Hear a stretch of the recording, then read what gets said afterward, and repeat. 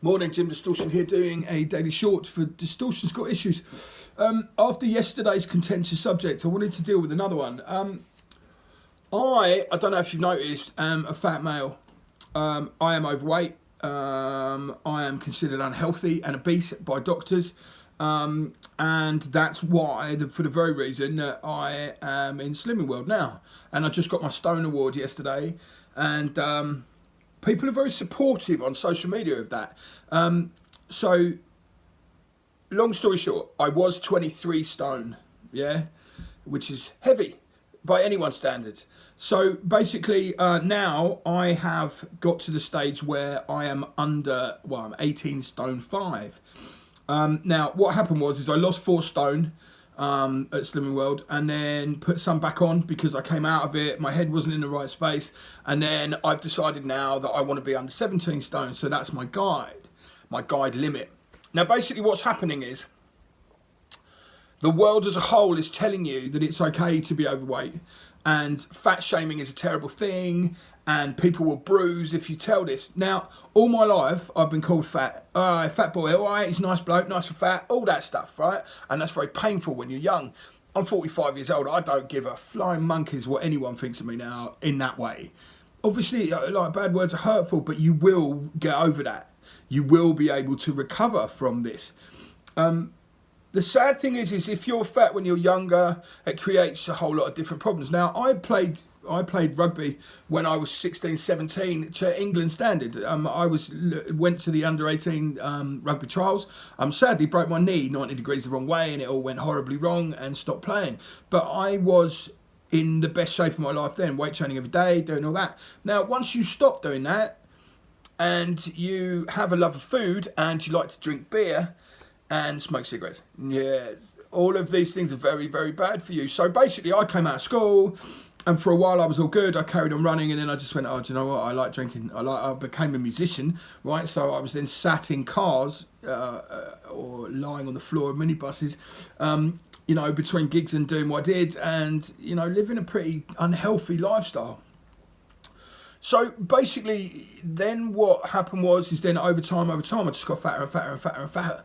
And it doesn't happen overnight, man. It doesn't happen overnight. Your body takes quite a while to put that stuff on. But then by the time I got to my mid-30s, things were pretty painful in my life. Things were pretty... I was down, I was a drug addict, I was homeless for a time, I had kidney failure, like different diseases and stuff like that, and I hit rock bottom. But then what happened is somebody said to me, a nurse actually said, look, you need to lose some weight. There's no sugarcoating this. You've got type 2 diabetes, you're fat, you're going to be, in lots of trouble very soon because you're not getting any younger. And I thought, you know what, you're right. And then my brain did something weird. It accepted it. It accepted the fact that I was overweight. Now, once you've accepted something, then you have the ability to embrace that. And then you look for a way out. Then you try and find a solution. And the nurse said to me, right, you can do 2 things, right? Either we put one of them stomach bands around your stomach, so it does this, right? And then you can eat half a pea and some soup a week. Didn't fancy that. Or you go to Slimming World and you can eat as much as you like, but you eat the right things. And I thought, hey, Slimming World. So the doctor gave me 12 weeks for free. And I went to Slimming World, and oh my Lord, what a culture shock. Right, now bearing in mind, I'm Jim Distortion, I am tattooed from head to foot, I am obese, I am larger than life. To compensate for my problems, I try to be funny and gregarious and bigger than everyone else in the room. Then I'm in a room full of the same people, just without the tattoos, and quite frankly, without the social abilities. So when I walked into this room full of people, all of a sudden, I am having to justify myself in a room full of people, and collective consciousness, if you like. I didn't do the 12 steps for when I lost the drug ability, when I got off drugs and got clean. I did that myself, but there was always lines of communication open to people that could help me. So basically, I walked into, for the first time, a room where basically what happens in Slim World is, you're given this book and it tells you what to eat, and there are sins, and you take out fat out of your diet and you don't eat certain foods. And then what you do is you find yourself eating more than you normally do, because that stops you getting hungry and eating bad things. And it fucking works, man. I lost 4.5 stone the first time, yeah, and I've lost a stone the second time now. Right, so that's great. But then what happens is once a week you go to a weigh room, okay? And it's not embarrassing. You just queue up, you put your card in, you pay your money, it's £5 a week or something. And, you know, then you go to the weighing thing. And it's done in private. Nobody sees what you weigh, but they tell you whether you're up or down. And then they write it in your book. And I've actually never put on weight while I've done it. So lots of people are up and down, you know, and they react well or they react badly, but they have the group consciousness. So why do you go to these? Why would someone like me go to these things? Well, I tell you why, because it keeps me honest. Getting on that scale, yeah, in front of people, and I feel obliged to do my best for them. And it works for me, it might not work for everyone. Okay, but then what that means is that once a week I am answerable to someone, and I think I need to be. Because in my life I don't have rules, I'm not governed by anybody. Obviously I have life rules for my wife, my child, my business, but basically what you're looking at is a situation where I'm free. So that limit on me, that way of looking at something, yeah, gives me the freedom in my brain that I can have whatever I want, I can eat what I want, I can do what I want. But actually I'm beholden to these people to make sure I lose weight. It did get to the stage at the first time where I felt like I was losing so much weight all the time, mostly because I was so overweight, it just fell off. That, you know, it felt like I was the only one losing weight in a group, and because if I lost weight, the rest of them were justified in not doing so, and that felt weird, so I left. You've got to understand why people are fat, yeah, and some of it's genetic, some of it you get from your parents. You know, my dad was overweight, he's not now though, right? But what happens is that you get food, you get mouth pleasure from eating, yeah? Same way you get flipping a high from drugs, but you know, you put chocolate in your mouth and then it makes your brain stimulate and does all that, but it's mouth pleasure. You don't need that. You don't need that for life. You just need fuel. And then you do more and more and more of it, and you get into some rut. You know, you start drinking 20 pints, you start doing all that, and then you blown up. What I'm trying to say to you is that you need to find the day where you realise you've gone too far. And like any addiction, because I don't necessarily see it as food addiction, but it is the same kind of game. If you can find a point where you want to be thinner, and I do now because I want to live longer. I've got a child, yeah. I'm 45 now, yeah. So I'm, you know, on the other side of the seesaw. If I can live long enough to see my kid grow up and I know that he's all right, that's beautiful. If I die because I'm overweight, I'm being very selfish, yeah. I don't know. That's the way it works. But there's a horrible thing going on at the moment, which is trying to make it okay to be fat, to be unhealthy. It's not. Right? I'm also not saying you should have zero size models either. You know, people who are healthy and happy are the right weight for their height, you know, all of that stuff. Yeah, I'm never going to be 13 stone 3, which is the perfect weight for my height. Never going to do that. I'm not even going to try because, you know, I'm not. That's that.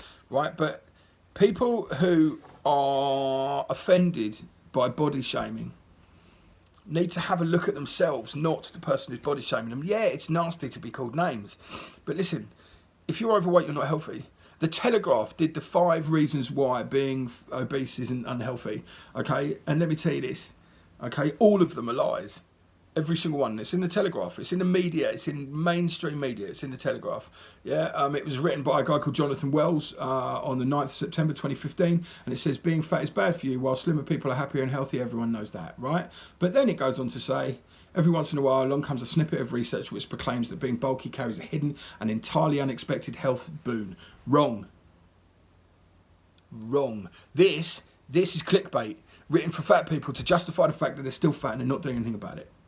Okay? You have to understand this. Yeah? It goes back to yesterday with the media backing something to distract you from other things, right? People are so afraid to tell other people the reality of what's going on that they don't want to step on a toe. So now people are making up research saying that it's okay to be fat because this helps you do this and this helps you do that. It's rubbish. It's rubbish. It's rubbish. If you're overweight, you're going to have 7 to 14 years taken off your life. Okay, that doesn't sound a lot, but when you're 60, yeah, and you die, You could have lived to 67, 68. Now, those 7 years can see your kid, yeah, move into his first house, yeah, get involved with his first, marriage, get involved in whatever they're doing, yeah. But those 7 years are a long time. And I, for one, don't want to have that taken away from me. Oversized models and oversized clothing, right? And I can say this, look, I'm a fat bloke. I don't look good in clothes, yeah? And I don't look good in clothes because I've got bumps in the wrong places. It's not a right thing, right? And I'm okay with that up to a point, but I am trying to lose something. I'm trying to lose weight. I'm trying to make something better happen. So don't be fooled by what you're seeing. Don't be fooled that everything's okay. Everything is not okay. Yeah, it's not okay to be overweight, be type 2 diabetic and die from it. It's not okay. Also, yeah, you have every single chance being overweight of having type 2 diabetes, having heart disease, and also it leads to 6 different kinds of cancer. If you don't believe me, go and look it up, because I have. Also, the people around you may or may not, depending on your arseholic level, they might want you around for a bit longer. Yeah, so if you're an arsehole on a scale of 10, people won't care. But if you're not, and you've got family, and you've got children who rely on you, who look up to you, that doesn't ever change. Yeah, I still talk to my dad because I need to. I'm 45, right?